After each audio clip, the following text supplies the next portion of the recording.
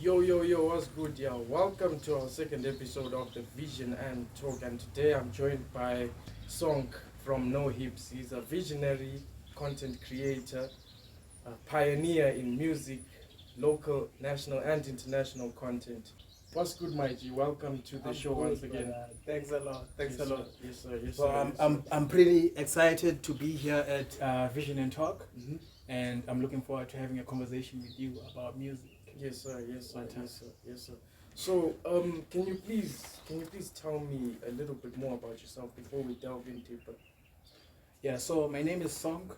Yes. By birth, I'm Lunga, Right. and I'm from Country Park originally, but right now I'm around Montrose. Right.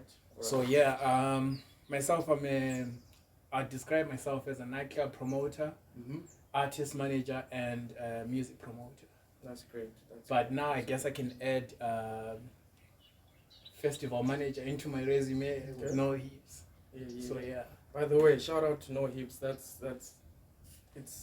It's one of the best things to ever come out of Bulawayo and the country, in my personal opinion. shout out, I think it's one of the best things to ever come out of the city. shout out. And so let's talk about No Heeps in particular. What is the aim? What do you possibly aim to achieve out of No Heeps, out of this movement? Okay, cool. So No Heeps is a movement by myself, my brother IX, and my brother Ace. Okay. So what happened with No Heeps is that Ace and IX. Yeah. Let me start with Ace. Ace. Okay. Ace is a marketing genius, Alright. if I may say so. Mhm. So he was doing a lot of nightclub promo before Okay. I met him, Okay. and then IX was an artist.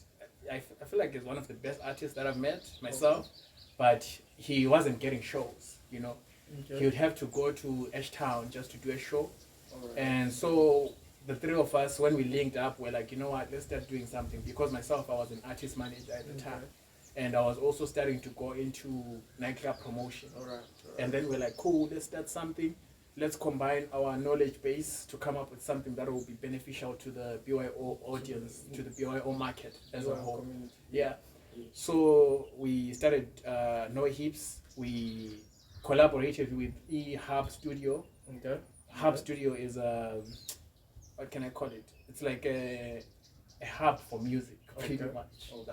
That's how I'd call it. The center And of then, law. yeah. Alright. Here in Bulawayo, it's the only free studio that I know that gives access to upcoming artists to record their music for free. Okay. They have art, Okay. they have fashion, they have a lot of innovative things going on there. And then we met up with the guys from BME Entertainment.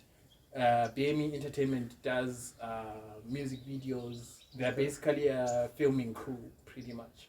So we're like, cool, we are going to... They're also based in Bulawayo. They're based in BYO. Everyone is based in The whole BYO. team is Yeah. based in Bulawayo. So we're like, we can just do a show, record the show, and then post the content. Because the thing with most BYO artists is that they don't have a platform. Alright. Two, if they do get a chance to be on stage, it's not recorded, it's not documented. Okay. And we're like, cool, let's document the whole thing. That was the whole vision behind No Heeps from the beginning. Alright. That's a really great thing to see. That's one of the greatest things I've seen this year by itself. Shut up. I'm The crazy thing is that we actually started impressed. this year. That's Yeah, we right. started in Jan because it was a resolution for us from I think last year around August. Okay. But then we couldn't find a venue Okay. because most venues would be like, nah, we don't want someone to come to our club and play hip hop. You know, it's a common theme in most clubs here in Bulawayo. They don't want people who come to the club and play hip hop. You can do piano, they won't mind. You can do dancehall, they won't mind. But if you come and say I want to do hip hop, think about any festival that's here in Bulawayo and just try to imagine a hip hop set. Yeah. Most hip hop shows are mostly overlooked or overshadowed, of which I think with time we'll get there. And like you said, with this No Heeps thing, like it's like you said, you guys started this year and it's already getting recognized. It's getting the enough recognition. It's getting the recognition it needs. I mean, sorry. With time, with progress, I think you guys are on the right track. What I appreciate the most is that the artists themselves are the ones who are actually receptive to us in a positive manner. Because when we went into it, we already knew that the clubs were not going to take us serious. Okay. But the artists now, our first show we had 50 people. Second show we had maybe double the number. Right now we can touch 300 people easy. And I'm looking forward to the first show that we are going to be doing this month. Yeah, it's on the 17th. Yeah. 17th. Yeah. 17th of August. And it will be outside the club. It will be during the day. All right. So we're looking at a bigger audience than just people who go out at night to club, you know. That's what's up. That's for sure. Next question I got for you today is what's your take on the current state of zimhiphop? Well, zimhiphop as a whole is, I think it's in a huge mess. Why did you say so? Because I feel like we are lagging behind each and every other genre that's there. If you think of dancehall, try to imagine an artist that can compete with a dancehall artist.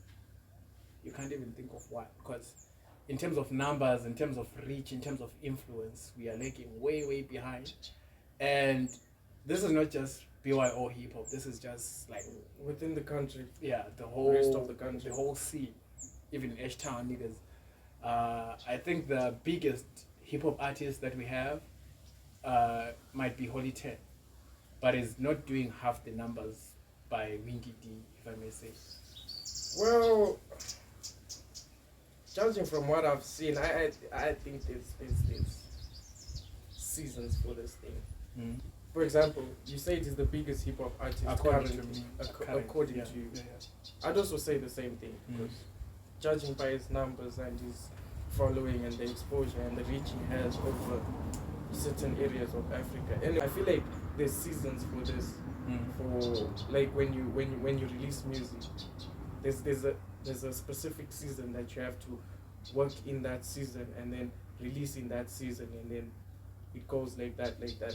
I don't know if it's the same with other artists and other genres. So what I feel is, yes, we can't put pressure on someone to release every year, every month, or every year even.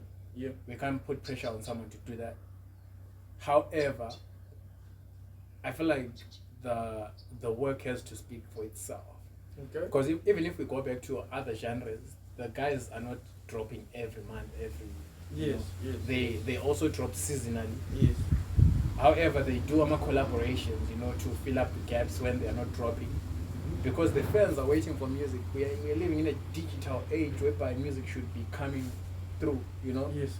You listen to a song now, 2 weeks later, you don't there's a new one, or there's a new one. There's 5 new ones that have overshadowed that one. So,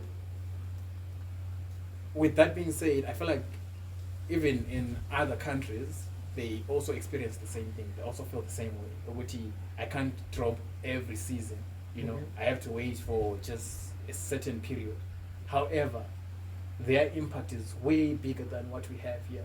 Okay. I get you. To say we had a Bulawayo shutdown, big show, with over 5,000, 6,000 people estimation, but there wasn't a zimhiphop artist at the show.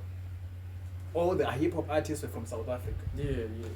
Think of Questa, MT, who else? No, but Boynino was there, wasn't he? He was there as a headliner or opening. I get your point. He's big here, right? He could have had the same around the same time slot with Abomanai. He wouldn't have minded.